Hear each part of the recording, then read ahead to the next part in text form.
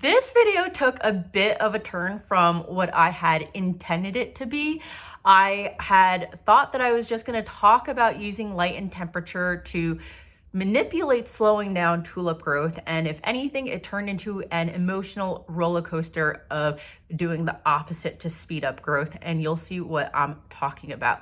So I will conclude the video with some learnings and takeaways that are not necessarily related to the slowing and speeding up of tulip growth. If anything, I think it's more relevant for just flower farming as a whole. So I'm gonna leave it here for now and continue with the video, and hopefully you will stay with me till the very end for my closing remarks. We did it. We got winter tulips just in time for the holidays. So as you can see, I was harvesting these red triumphs called Charming Princess, which is perfect for holiday arranging. I thought I would take you along in this video to show you how I use both light and temperature to manipulate getting my hydroponically forced tulip stems at a time when I want them without needing to necessarily use something like a cooler.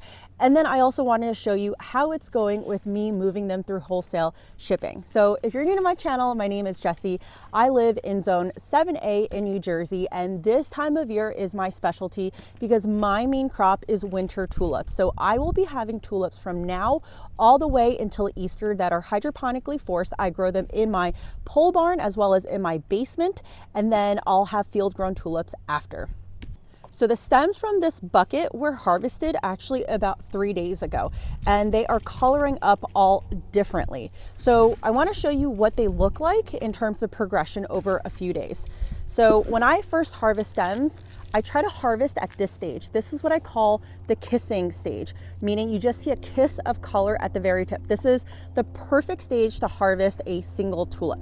Now, over the next day or two, I would say like within 36 hours, in my garage where I keep these with the bulb on, no water by the way, they will start naturally coloring up like this. The garage stays around, I would say like 50 to 53 degrees this time of year. And then within 3 days, they will start looking like this. And this is a perfect condition to now ship because the bud is just coloring up, but it is still robust enough to basically handle the demands of shipping. But if you were to sell locally and basically direct to consumer, you probably want to sell at like this stage to this stage where it will then open up pretty quickly. I would say within 36 hours in someone's house, maybe even within 24 hours if they live in a warmer house. This is an arrangement that I put together for myself because I was testing two things. I was testing the blooms to see how they would open, and I was also testing some greenery. So let's start with the tulips first. This is what Charming Princess looks like when she opens, so a classic red for the holidays. But what's really cool about winter tulips is that because it is naturally cooler, this tulip is on day 9 and it is just starting to fade. I could probably get a good 10-11 days out of this tulip. And as you know, tulips will actually also continue to grow in length over time, which is why these tulips are now growing above the greenery. But let's talk about the greenery here because this is really, really exciting for me at least. You know how much I love mountain mint if you've been following me, and I found that mountain mint has been able to survive our multiple freeze thaw cycles. I mean, we've had consistently for a month hard freezes, like we're getting down to the low to mid 20s at night, and this mountain mint is still not only viable but thriving. And the other thing about mountain mint is that if you harvest it in the summer, you need to harvest it with some flowers on or else it will wilt. And I found that mountain mint this time of year in the winter does not wilt even if there's no flowers. And of course, this is your classic boxwood, which does really, really well in vase arrangements. So what I'm going to try to do is sell a few of these retail type of jars over the next week, so that way people can have them for their holiday table just before Christmas. Let's now talk about how to use temperature to manipulate the speed of the growth of these hydroponically forced tulips. So we're going to talk about temperature as a means of slowing them down for me. Now, if you've been following me, you'll have seen this shelving rack. I love shelving racks on wheels just because I can wheel them in and out. And on days like today, where it is, I would say, relatively mild outside, but still cool enough, I like to wheel these out so that they get fresh air, but also because then they're exposed to cooler temperatures. Now, I'm not going to get into hydroponic forcing specifics. I learned how to do this through the tulip workshop. I would say that there's this like scientific foundation that the tulip workshop does a really, really great job of explaining and is necessary if you want to do this at scale. But what I'm about to talk about is stuff that I experimented with and learned on my own. So essentially, when you're forcing any type of bulb, you are trying to mimic natural weather conditions to trick the bulb into thinking that it's time to grow. So in this case, we're trying to trick it to think that it's spring. But as we all know, if it's warmer, the bulb is going to try to grow more quickly. And if it's cooler, it's going to slow down the bulb. So in this case, because I'm trying to slow down these bulbs, I've put them outside. Now I have this tray down here that's actually been ready to go inside for, I would say, at least 4 or 5 days. And I've kept them out here as a means to slow them down. One of the things that I've learned is that sometimes, depending on the variety, if I keep it in for a full week, I'll get an extra full week. And for other varieties, I'll just buy myself like an extra day or two. It really depends on the variety. But in this case, I'm using the cool weather to slow these down from a succession planning perspective. Welcome to the grow room, and let's talk about how I use light now to manipulate speeding up or slowing down growth. Now this basement stays at a natural, I would say 60-ish degrees Fahrenheit during the winter. So obviously I'm not going to be manipulating the temperature, but what I can do is obviously manipulate the grow lights that I have. So you can see that this top rack over here, the grow lights are off, versus in the middle rack, I have the grow lights on. And it's like that for a specific reason. These stems I am waiting to basically hold until end of next week. They are nearly ready. A couple of buds are peeking out, but I know that I can slow them down by a couple of days by not providing them any light. And I'll also do this if I find that the stem length is a little bit short. Just not providing them any light also encourages them to reach up a little bit taller. That's like a trick that a lot of people do, is they'll cut the bulb off or they'll keep the bulb on and put the whole stem into a dark place and a cool dark place, and then the tulip will actually stretch a couple of inches over the course of a few days. So in this case, I am holding these for end of week, keeping these lights off, and I've actually kept them off for the last 48 hours or so. If I want to speed these up like I needed earlier this week, because I had a shipment and it was a shipment of 40 stems and I wasn't sure if I was going to have enough because earlier in the week I only had 2 stems, I keep these lights on 24/7, and that really does help expedite a bit. You know, we're not talking about expediting by a full week, but we are talking about getting a couple of days, right? So you can use both light and temperature to try to manipulate. If there are trays that I need to manipulate in a more extreme fashion, like last year for Valentine's Day, I will actually take this whole tray out and then put it into our garage, which is about 10 degrees cooler. And that can buy me definitely more than just a couple of days. So I would say at this stage where the buds are not necessarily all peeking out, only a couple, if I did that, it would definitely buy me a few more days than if I kept them here in 60 degrees, right? So then that's a little bit obviously more of an effort because I have to bring the whole tray up and down the stairs. So I try to succession plan and do that manipulation out in the rooting phase outside if I can, and then I will adjust accordingly when I come in here. But all of this means I avoid needing to use a refrigerator, which obviously is extra electricity, but it is also currently being used to cool my non-chilled tulip bulbs. So it's a couple of hours later. I am actually going to be processing this bucket of tulips, meaning I am going to be snipping the bulbs off from the stem and then wrapping them, bunching them up so that they are ready to go on Monday morning for overnight shipping. Now, I did a whole separate video last year around just how to store your tulips for long term, meaning like if you wanted something like 2 weeks out, maybe even 3 weeks out, and I even talk about shorter duration too if you needed something like in a few days. I think that through just additional experience, for the most part, all of what I say in that video holds, but I found found that if I store with the bulb without any water, it stores really well for like up to 5 days. And then probably around like day 4, day 5, you start seeing the stems get a little bit floppy, but of course, tulips rehydrate really well. So the thing to remember about tulips is that even though if they look like they're on the brink of death, they are still completely fine and they will rehydrate. But what I want to do is I want to take some of the tulips that look a little bit floppier or that are really well colored up and just start getting them bunched and put into water so that they have basically a better source of hydration, because at a certain point the bulb will dry out. The bulb does provide carbohydrates at least an initial couple of days that the water can't. I don't necessarily like putting floral preservatives or flower food in there because I'm not necessarily trying to encourage it to bud up and color as quickly as possible, right? I'm trying to actually extend it and, if anything, slow down that process. So I find that just keeping it bulb on for a couple of days, snipping it, and then putting it in water to hydrate for the next 24, 48 hours is really good. So I'm going to do that right now.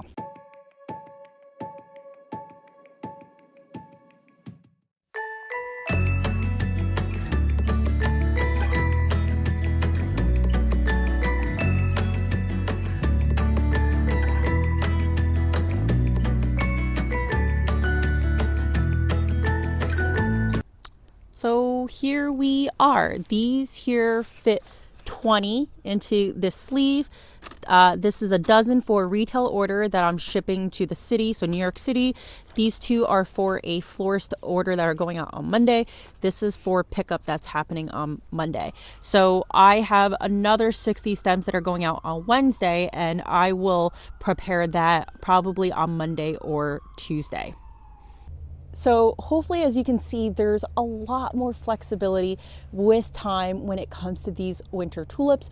We're just also working in much better weather conditions. I mean, I'm outside right now. It's like 47 degrees, so it's perfect. These don't necessarily need to go into a cooler, which usually runs at high 30s or low 40s. This is going to be perfectly fine. So I'm going to wrap up for today. I'm probably going to harvest a little bit more tonight. We've got a lot of tulips coming, and I'm super, super excited to show you what I'll have next week. Re-entering into the grow room. A lot happened in the past 12 hours or so. Woke up in the middle of the night to the baby needing the feed and checking my phone to see what time it was, and got an order for these 2 trays, which I talked about holding them until later in the week because I was actually going to gift them to some of the teachers at the baby's daycare. And so I immediately ran down, turned on the lights, and was just really relieved to see a lot of buds peeking through. So I know from last year that singles at this stage should be coloring up hopefully within the next 24 hours. Like, you can see a very, very slight hint of color. This is supposed to be like a subtle orangish red type of tulip. If this was a double, I'd be very, very concerned. Now, as I said yesterday, there are certain things that I can do to speed this up. So instead of taking the whole tray to my garage, I can take the whole tray upstairs to my living room, where it is about, I would say, like 7 degrees warmer than in here, and hopefully help expedite that. But again, I don't know if I necessarily want to lug the trays up and down. It's not necessarily the most sanitary, right? So I'm going to try to keep these in here and then reassess by the end of the evening. And then I also did some rearranging, as you can see over here. So these stems are the rest of the Charming Princess. I probably have maybe about like, I don't know, 100-ish, 120 left between these 4 trays. So I have the order that came in, the big one was 140 stems, 80 from here, and then another 60 from the Charming Princess. So I should be more or less clean out with Charming Princess. The other thing that happened in the last 12 hours was I got a retail order for 3 bouquets. So I made them with the greens that I showed you yesterday. So I didn't necessarily use them in jars. They were long enough to make them in wrap bouquets. And obviously, if I don't need to use up a jar, I would love to not. So one of the things about single tulips is that if you don't get them to this right stage where they're just about to open, it feels like it's a little bit light in a bouquet by itself. So meaning it feels like for $20, 8 is not necessarily a great deal. Now, 8 is a sweet spot, at least for me, when it comes to winter forcing tulips, because that means I'm selling at $2.50 a stem, which is a relatively good margin in my view for retail. So there are still 8 in here, and it looks really, really full because now I have some foliage greenery.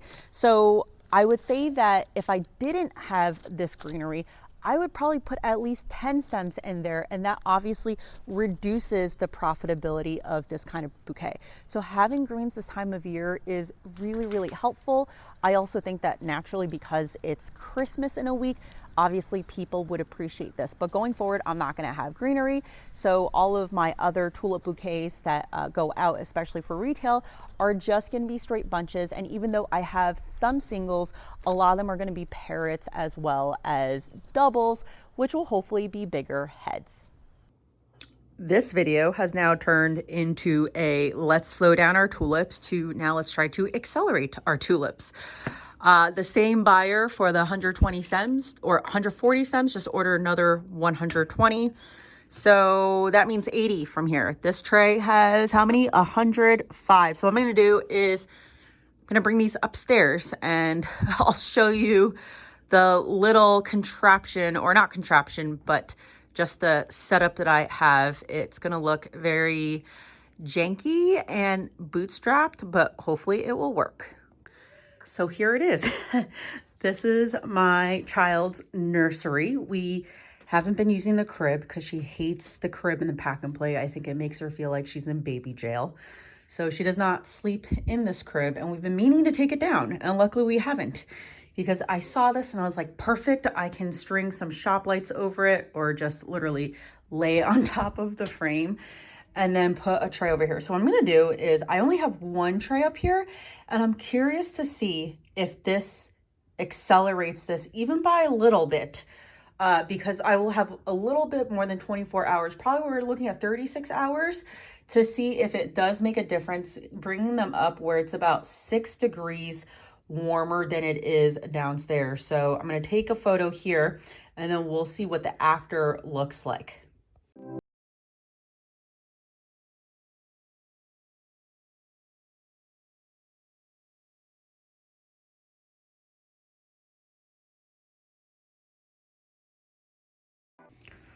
Whew, what a morning it's been. You can see here I have a shop vac in the middle.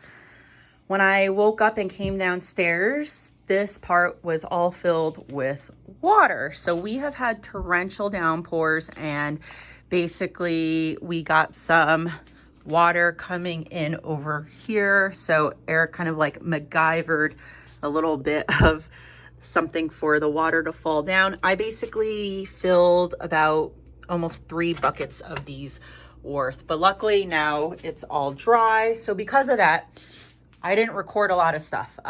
We were obviously trying to get the water cleared. I was harvesting, trying to get the shipments out because they are going on overnight. So all of that has been done, as you saw through the clips that I was able to put together through just taking some photographs. But an update on the Delta storm. So those were the 2 trays here that I needed to accelerate. Let me take you back upstairs because now you can see one tray, or both trays are now upstairs. As you can see, both trays are now up. And I just want to preface by saying, before I say the next part, that there are sometimes things that you do in life that are so stupid that you can't even believe that you did it. And what I'm about to tell you is, or fits into one of those moments. I was looking at the trays and was like, these did not progress as quickly as I thought they would relative to this tray, which was the one that was kept in the basement. In fact, these seem to have opened up a bit more. And then later on, I found out that I had kept the light like that. So the light was upside down and really wasn't going down to really help power the solar panel leaves of the tulip bulbs. So this tray now actually feels like it's relatively the same over here, which is a very interesting learning though, right? Because it shows you that even though the temperature was a little bit higher, that was offset by a lack of light. So those 2 things seem to have almost like canceled each other out and made the trays progress at the same rate. So still a good learning for me to take, but just really stupid that I put the lights upside down. So I put these two up here, and I need 100 stems between the two of these for tomorrow. So you can see this stem over here. This is what I'm aiming for tomorrow. I'm really hoping that I get more of these at this stage. I don't know how realistic it is. I'm going to get 100. So I've already contacted the buyer and said, hey, when are you looking to sell these stems? Because I can sub in some more of the red ones, or I can actually just give you it with the bulb on if you're using it for later. But if you're using it for more immediate purposes, then I would recommend subbing it. The problem is I don't have 100 Charming Princesses left. I probably only have realistically about like 30-ish for her to take, but we'll see what happens. So it is a little before 7 a.m. day of pickup, and the moment of truth is that we clearly do not have 100 stems. In fact, I am surprised at how slow these are progressing. There are just some singles that progress a lot more slowly than some of the other varieties out there. So I can tell you that Charming Princess, the red ones that I've been showing you in this video, would have definitely colored up by now. This kind of falls into the category of variety like Ad Rem that I grew last year, where it kind of takes its time a little bit, but the head is definitely a little bit bigger when it does develop. So I have some plan Bs that I'm going to offer that I'll talk about. There are a couple of here that are actually okay for harvesting, right? So this one obviously is fine over here, but you can see that there's the kiss of color on a few of these. So probably about a dozen or so, and I will harvest those. But I still have a plan B and a plan C. I am now in my garage where I hold these stems. It is about 48 degrees in here, so it's like perfect holding temperature. So I've had these all bunched up and ready. This is the Charming Princess, and what you've been seeing before is bunches of 20 in a sleeve.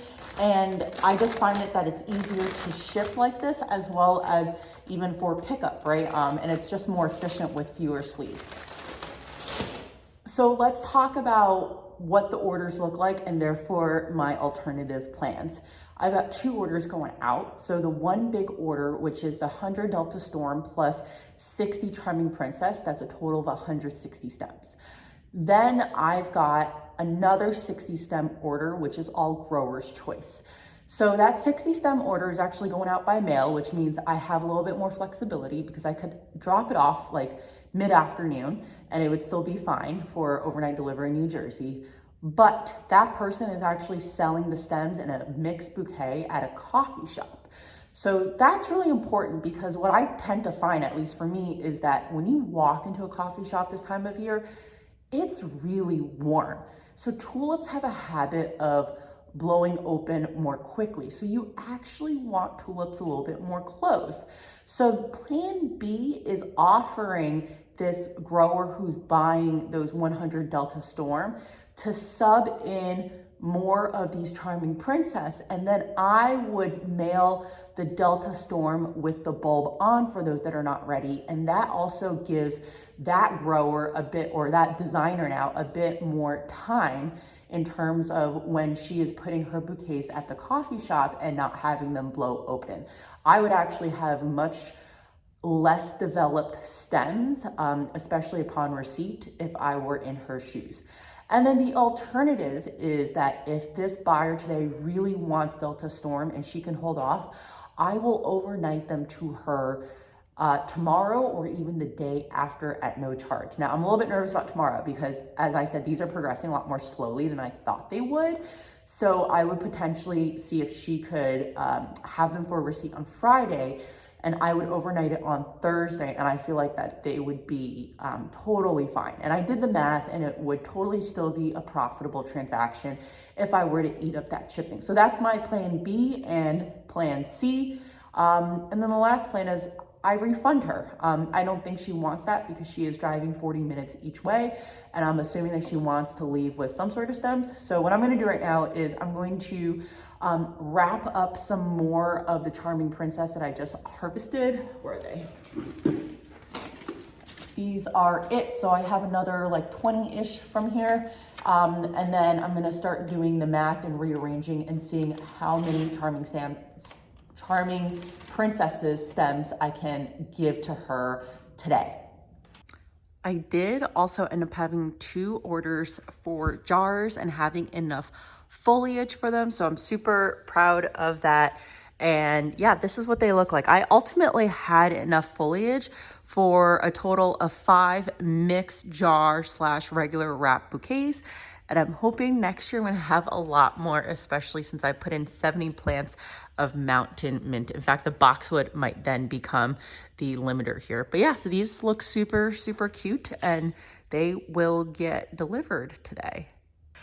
So what a 4 days it's been. As I said, when I started out, I was like, oh, I just need to slow these down because I don't want tulips too early. I'm going to just, do all of these tricks to manipulate growth. And then lo and behold, I get this really, really big order.